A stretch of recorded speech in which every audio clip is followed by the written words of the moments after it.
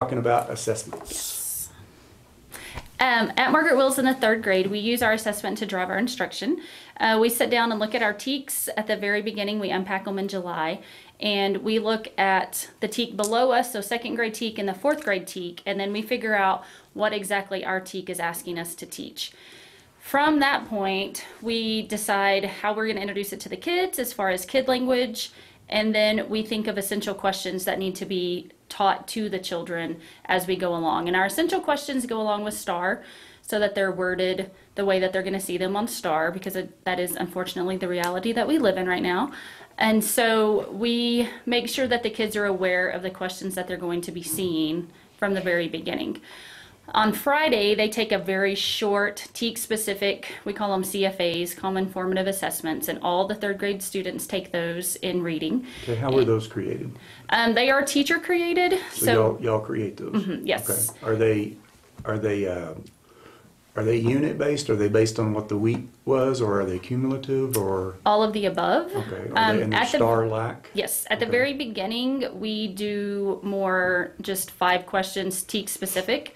As we've gotten closer to STAR, they're longer, so they'll have a fiction and a nonfiction in the same day that they need to answer. Okay. And you do this every Friday? Every other Friday. Every other Friday. And then the other Friday is math. Okay, so one week language arts, the other week math. Yes, okay. and that gives us time to actually look at our data okay. and see what we need to tweak for the next week. Okay. Are you giving, I know that your cluster has assessments. How often do you give those? Our cluster gives assessments every 6 weeks. Every 6 weeks, okay. And so then we look at where we are ranked according to the rest of our cluster. Okay, so your kids are taking these about three times during the 6 weeks, and then they get a cluster test like that. Yes. Do you give a simulation at any time? Yes, we're actually giving 2 this year. Okay. We gave one last week, Okay. week before last, somewhere in there, 2 weeks ago.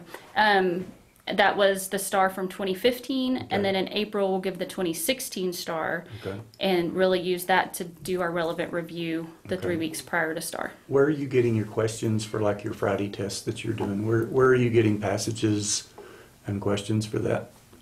A lot of times we use the STARs from like 2013 and 2014 so that they're exactly Okay. STAR Using release related. dates. Okay. ReadWorks has some really short ones that we can use. There's other sites that we use, but I can't think of any off the top of my head. Okay. But that's where, or Star One Using that and then? Star Maker. Okay. Some. Okay.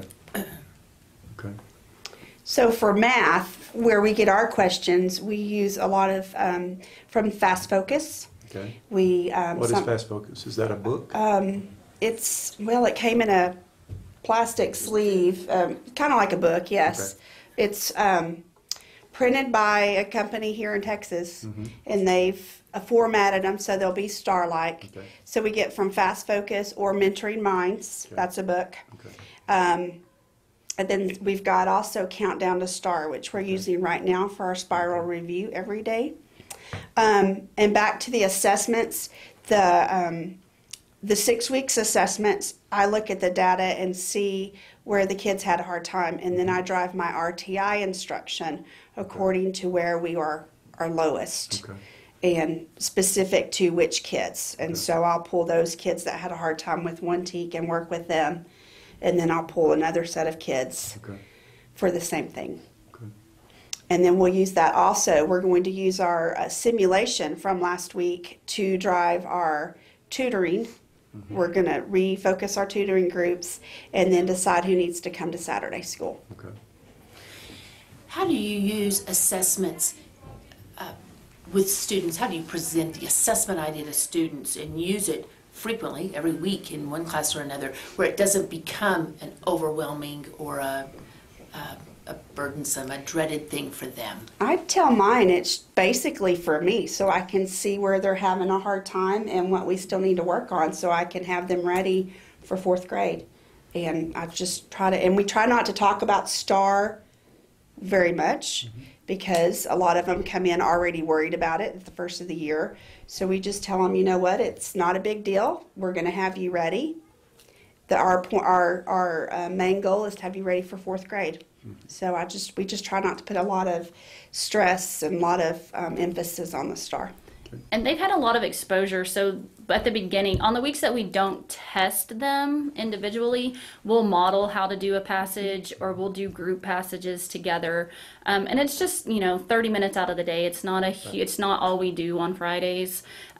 And then on top of that, on Fridays, the kids that have, good behavior and they have their work all done and they've shown that they understand the TEKS that we've been working on, they get to have like a makerspace Friday. So they have some free time, and we can pull those kids that are struggling just a little bit for a real quick check-in. Hey, look, this question right here, what did you not understand about that specific question? Oh, I didn't see the S on photographs and I just looked at this one. Yeah, that's a problem, So just a real quick check-in, and just that gives them something to look forward to on Fridays too. Okay.